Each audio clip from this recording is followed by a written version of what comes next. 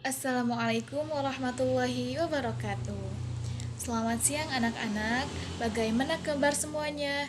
Saya harap semuanya berada dalam keadaan sehat walafiat. Dalam keadaan seperti ini, kita harus pintar-pintar menjaga kebersihan dan juga kebersihan diri, supaya kita terhindar dari berbagai macam virus dan penyakit yang lain. Anak-anak, menjaga kesehatan ini sangatlah penting ya.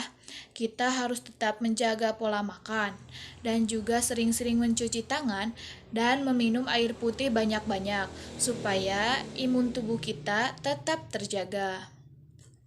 Baiklah, hari ini kita akan belajar pembelajaran kita yakni tema 5 tentang ekosistem, subtema 2 dan pembelajaran pertama yaitu tentang hubungan antar makhluk hidup dalam ekosistem.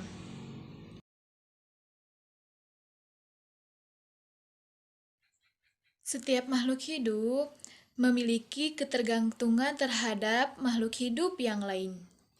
Contohnya seperti manusia masih sangat membutuhkan tumbuhan dan hewan untuk melakukan atau melangsungkan kehidupan. Tumbuhan dan hewan juga memerlukan manusia untuk melakukan atau mempertahankan keberlangsungan hidupnya. Selain itu, makhluk hidup juga memerlukan tanah, matahari, dan juga udara untuk mendukung kehidupannya, seperti pada gambar di samping. Gambar di samping menunjukkan contoh rantai makanan antar produsen dan konsumen. Lalu selanjutnya adalah ada rantai makanan itu sendiri. Rantai makanan adalah perjalanan memakan dan dimakan dengan urutan tertentu antar makhluk hidup. Oke, sekarang perhatikan gambar berikut ini ya. Yang pertama ada gambar rumput atau tumbuhan. Yang kedua ada gambar tikus. Yang ketiga ada gambar ular. Lalu yang keempat ada gambar elang dan yang kelima ada gambar jamur. Baik, sekarang kita jelaskan ya tentang rantai makanan tersebut. Yang pertama yaitu tanaman padi atau rumput sebagai tumbuhan. Padi atau rumput berperan sebagai produsen. Nah, tumbuhan memproduksi makanannya sendiri melalui proses fotosintesis. Jenis makanan yang diproduksi oleh tumbuhan itu berupa gula. Dengan tumbuhan, makanan dapat disimpan di biji, batang, dan juga akar. Lalu yang kedua, ada gambar tikus. Padi dimakan oleh tikus. Tikus merupakan konsumen tingkat 1. Konsumen tingkat 1 merupakan hewan karnivora. Hewan karnivora adalah hewan pemakan tumbuhan. Makanan yang dimakan oleh hewan tersebut akan diubah menjadi energi yang akan digunakan untuk beraktivitas dan berproduksi. Lalu yang ketiga ada ular. Tikus dimakan ular. Ular adalah konsumen tingkat 2. Konsumen tingkat 2 merupakan hewan karnivora. Hewan karnivora merupakan hewan pemakan daging. Jadi, konsumen tingkat 1 merupakan sumber energi bagi konsumen tingkat 2 agar dapat bertahan hidup. Lalu yang keempat adalah gambar elang. Ular dimakan oleh elang.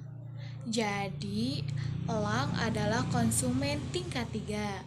Konsumen tingkat 3 memakan konsumen tingkat 2. Selanjutnya, pada saat konsumen tingkat 3 mati, yaitu elang, maka tubuhnya akan membusuk. Pada proses pembusukan inilah, tubuhnya akan diurai oleh mikroorganisme menjadi bakteri dan jamur. Hasil penguraian ini kemudian diubah oleh mikroorganisme dan tanah untuk menjadi sumber makanan bagi tumbuhan seperti rumput. Zat yang semula terdapat dalam tumbuhan dan hewan yang telah mati akan diurai oleh bakteri. Hasil kerja pengurai dapat membantu proses penyuburan tanah. Tanah yang subur tersebut mengandung humus. Humus tersebut berasal dari jamur dan bakteri. Setelah itu akan tumbuh tunas. Karena tanahnya subur, maka tunas yang tumbuh akan menjadi tanaman yang subur. Urunan peristiwa makan dan dimakan yang sudah kita jelaskan dapat berjalan seimbang dan lancar jika seluruh komponen tersebut ada. Jika salah satu komponennya tidak ada, akan terjadi ketimpangan dalam urutan makan dan dimakan.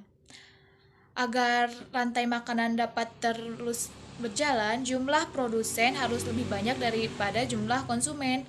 Lalu, konsumen ke satu harus lebih banyak daripada konsumen kedua. Begitupun seharusnya. Ada satu lagi komponen yang berperan besar dalam rantai makanan, yaitu pengurai. Pengurai adalah makhluk hidup yang menguraikan kembali zat-zat yang semula terdapat dalam tubuh hewan dan tumbuhan yang telah mati. Hasil kerja pengurai dapat menimbulkan proses penyuburan, yakni penyuburan tanah. Contoh pengurai adalah bakteri dan juga jamur. Hal tersebut terjadi agar rantai makanan dapat terus berjalan sebagaimana mestinya. Baik, mungkin cukup sekian. Kita akhiri dengan bacaan hamdalah bersama-sama. Alhamdulillahirrabbilalamin. Wassalamualaikum warahmatullahi